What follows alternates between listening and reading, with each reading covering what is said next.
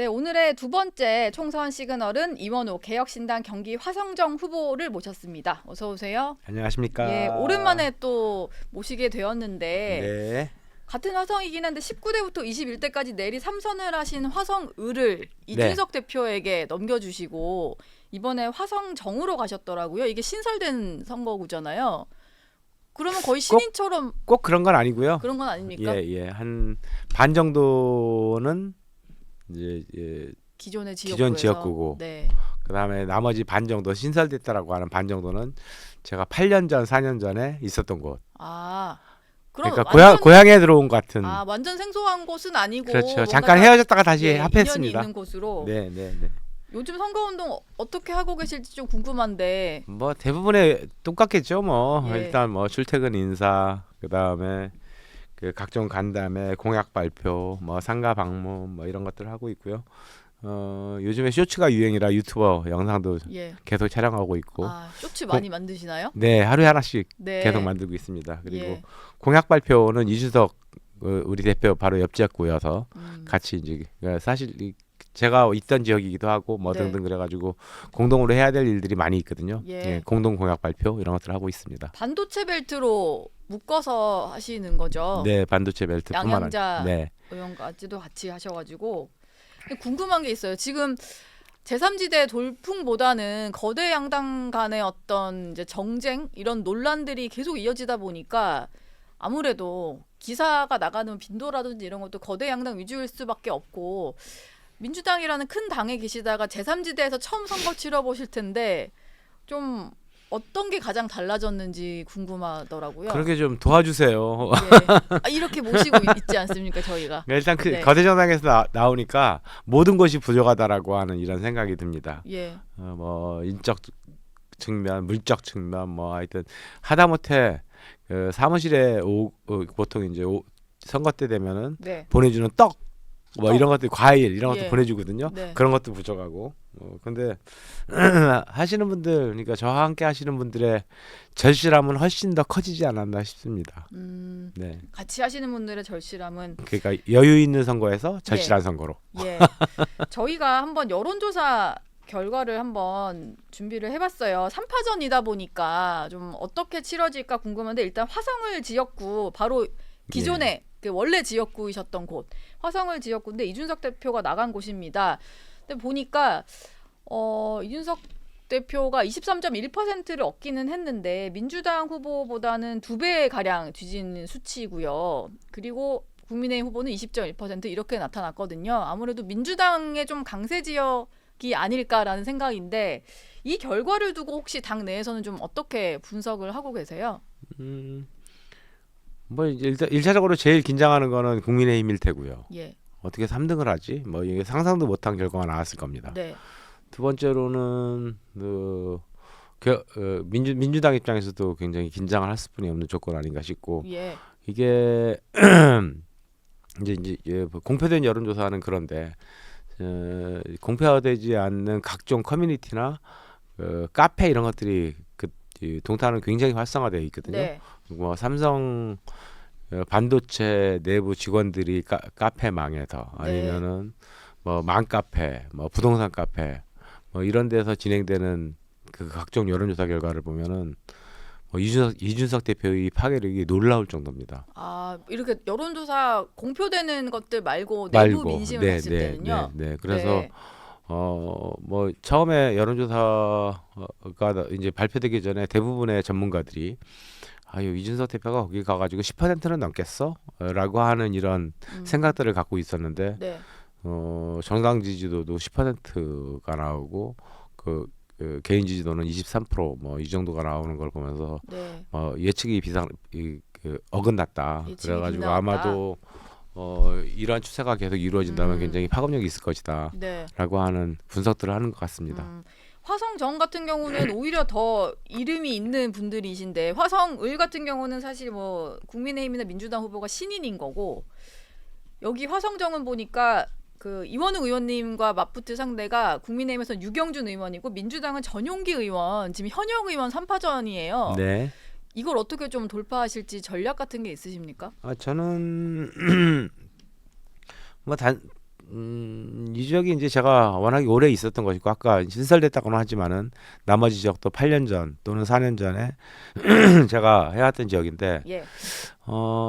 특히나 이제 신설 지역에 대해서 어떻게 할 것인가라고 하는 거에 대한 고민들을 많이 하는데 8년 만에 가보니까 8년 전에 제가 이루어놓은 거 빼놓고는 변한 게 하나도 없었습니다.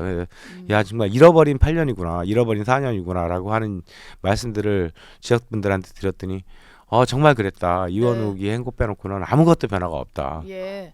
이제 와가지고 좀 해달라. 음. 좀 이원욱의 능력으로 특히나 사선되는 힘 있는 능력으로 좀 해달라라고 하는 요구들이 많이 계셨고요. 예.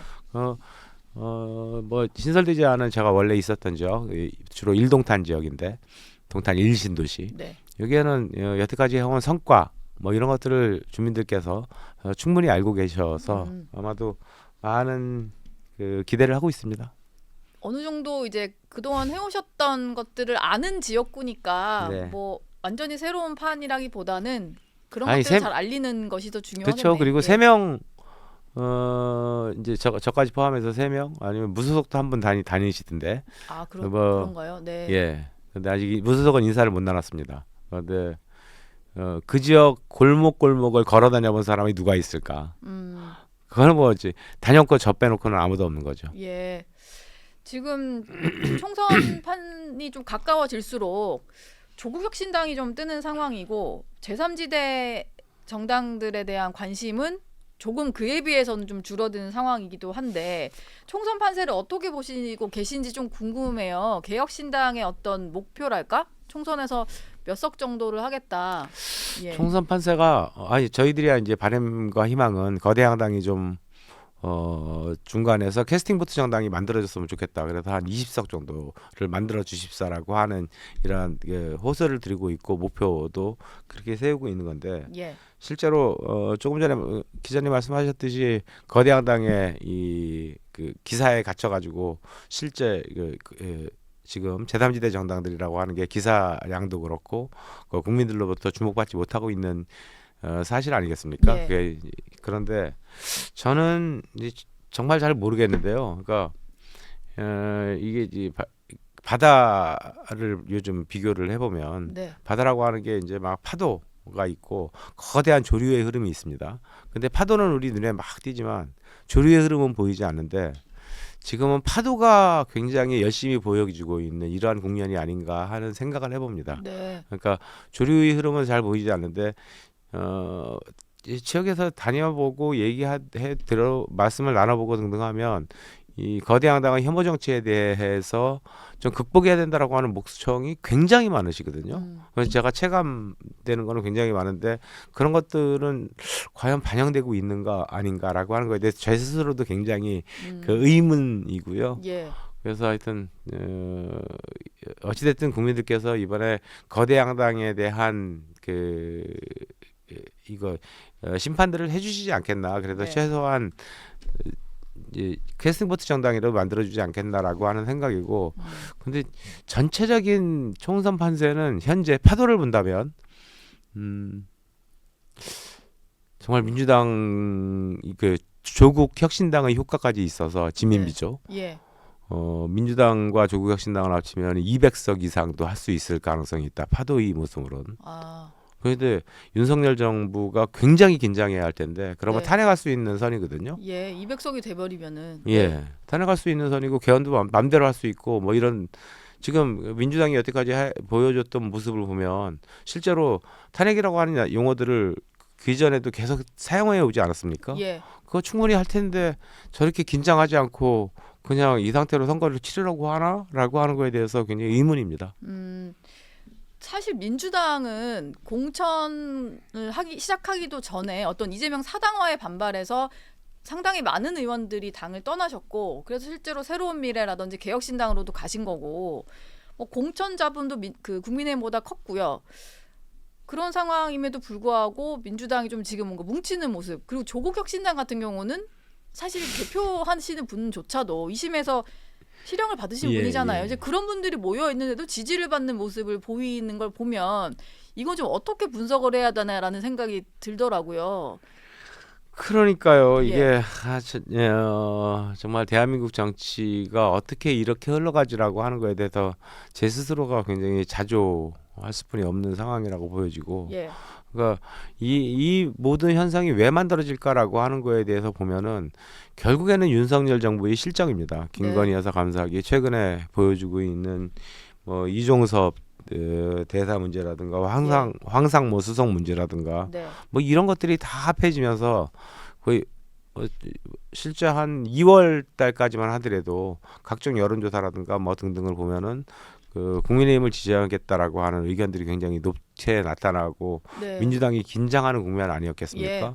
근데 3월 들어서면서 그런 그 이종섭 특히 황상무 수석 이런 사건이 터지면서는 완전히 역전되는 분위기고 민심도 완전히 변하는 분위기거든요. 예. 그러니까 좀 전에 말씀드렸듯이 이 흐름이 계속 유지된다면 정말로 민주당이 200석 이상 할 수도 있습니다.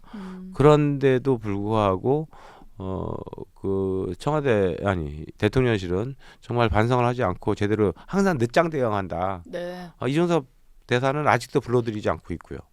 그 황상무 수석 사건이 터진 지가 한 일주일 만에 늦장 대응. 그리고 이거 경질했어야 되는 문제거든요. 네. 그것도 자진 사직을 수용. 이런 형식을 빌린 것 자체가 지금의 상황에 대해서 너무 안이하게 인식하고 있기 때문이다라고 보여집니다.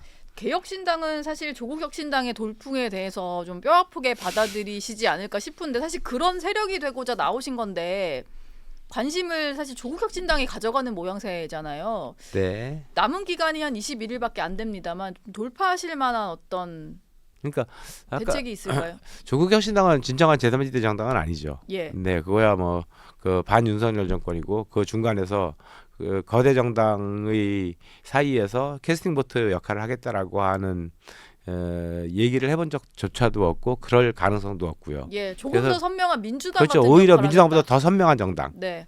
인 거고. 그래서 아까도 파도와 조류 말씀을 드렸습니다만 그 비교를 해드렸습니다만 예. 이 거대한 민심의 흐름이라고 하는 거에 대해서 저는 믿습니다. 결국에는 제3지대 정당이라고 하는 게 이번에 필요하다. 실제 이번에 성공을 못한다 하더라도 언젠간 결국 성공할 수뿐이 없을 것이다. 이거는 올해 1월 13일인가요? 예. 있었던 대만 총선 최초로 있었던 대만 총선을 보면은 거기도 2030의 열풍 속에서 대만 민주당이 약진을 해서 캐스팅 보트 정당을 만들어줬거든요. 예. 아마도 이번 총선에 이번 우리나라의 현명한 국민들께서 그런 판단을 해주시지 않을까라고 하는 기대도 하고 있고요. 그 부탁드리고 있습니다. 예. 개혁신당에 대한 관심도 좀 많이 가져주셨으면 하는 바람에서 저희가 한번 총선 기간에 한번 다시 모시는 시간을 갖도록 하겠습니다. 오늘 이원우 후보 말씀은 여기서 마무리하겠습니다. 고맙습니다. 네, 안녕히 계세요.